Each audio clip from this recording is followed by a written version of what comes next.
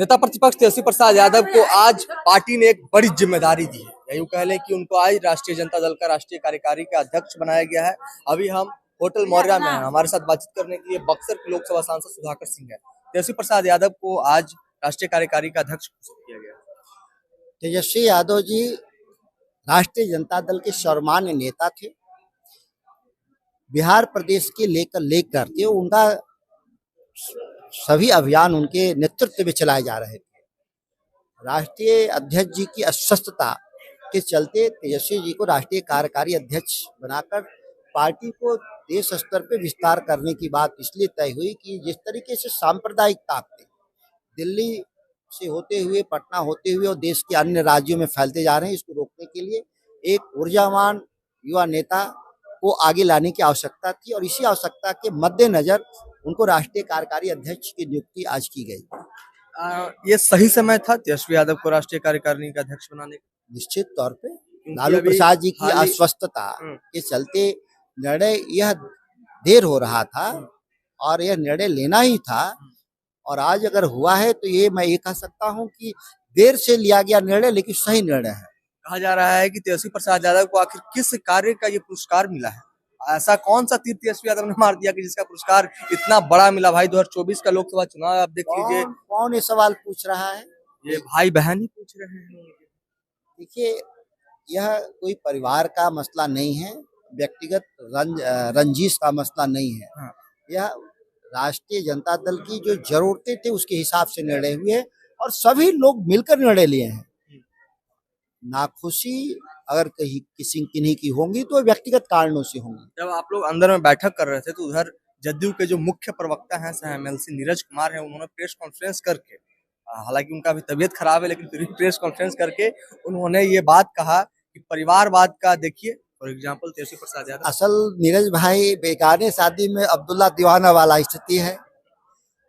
उनके यहाँ चुनाव हुआ एमएलए का मोकामा में, जो हमेशा वहाँ के कैंडिडेट रहते हैं, लेकिन वहाँ पर एक आधुनिक संत अनंत कुमार सिंह को दिया गया टिकट, उनको नहीं दिया गया, तो बेचारे दुखी रहते हैं और इसीलिए वो मानसिक तनाव में रहते हैं, जिसके चलते तरह तरह का बयान देते हैं। परिवारवाद का आरोप लगाया जा रहा है। कौन आरोप लगाया? नीरज कुमार ही लगाया। अच्छा, नीरज भाई मैंने कहा ना कि वो मानसिक रूप से संताप के स्तर पे है। भाजपा में जो जिसके वो गठबंधन में है, उनके एक राष्ट्रीय अध्यक्ष बनाए गए नितिन नवीन, पटना के एमएलए हैं। उनके पिताजी भी यही पटना से एमएलए थे, सीनियर लीडर थे। तो सवाल ये है कि वहां तो परिवारवाद नीरज भाई को दिखता नहीं, उनका चुनाव नहीं दिखता कि वहां उनसे एक आधुनिक संत वहां से चुनाव लड़ाए जाते हैं, अनंत कुमार जी। अब वो अपना खुन्नस विपक्ष पर निकालते रहते हैं। सुधाकर जी लगे हुए हैं। सुधाकर जी, एक अंतिम सवाल आपसे हम लेंगे। आप पार्टी के बड़े नेता हैं, वरिष्ठ नेता हैं, अनुभवी नेता हैं। क्या आपको ऐसा लगता है कि तेजस्वी प्रसाद यादव को, जो तेजस्वी प्रसाद यादव है, उनके अंदर पॉलिटिकल फुल मैच्योरिटी आ गई है? कितना बड़ा जो है कि उनको सौंपा गया, राष्ट्रीय कार्यकारिणी का अध्यक्ष बनाया गया, जिम्मेदारी दिया गया है, इतने मैच्योर हो गए तेजस्वी यादव? 2 बार बिहार के उप मुख्यमंत्री, नेता प्रतिपक्ष, और 2 बार, तीसरी बार नेता प्रतिपक्ष। एक अपने आप में एक बड़ा अनुभव होता है राजनीतिक दलों को चलाने के लिए। उम्र के भी हिसाब से उनके उम्र में लोग राष्ट्रीय अध्यक्ष बनते रहे हैं, कई दलों के, कांग्रेस जैसी पार्टी के राष्ट्रीय अध्यक्ष बनते रहे हैं लोग, तो ये कोई सवाल नहीं है। और उनके भीतर, बिहार के भीतर सत्ता में रहे न रहे, लेकिन उन्होंने ट्रेंड सेट किया उसी मुद्दे पर आज बिहार में वोट लड़ा जा रहा है। वो बेरोजगारी के सवाल पे, वो लोगों के, बुजुर्गों के पेंशन बढ़ाने के सवाल पे, आर्थिक न्याय पर। तो ये सवाल बिहार में जो चुनाव हुआ आप देख लें उनके। हमने ये सवाल इसलिए किया क्योंकि तेजस्वी प्रसाद यादव संघर्ष कर रहे हैं लेकिन उनको सफलता नहीं मिल रही है। तेजस्वी यादव ने कल जननायक कर्पूरी ठाकुर के का जो जयंती था, 102वां जयंती, उसके अवसर पर तेजस्वी यादव ने कहा कि हमारा समय कमजोर है, हम कमजोर नहीं। बहुत सही कहा। लोहिया जी मुश्किल से 2 बार थोड़े दिन के लिए सदन में आए, लेकिन आज भी उतना ही रेलेवेंट है भारतीय राजनीति के लिए। अगर ये आप एमएलए एमपी बनने के क्राइटेरिया के हिसाब से अगर किसी के व्यक्तित्व की पहचान करना चाहते हैं तो इस बिहार में हजारों एमएलए, सैकड़ों एमपी हुए। आप नाम अगर पूछा जाए तो चंद लोग का भी नाम नहीं जानते। योग्यता नहीं होता एमपी एमएलए होना नेता के लिए।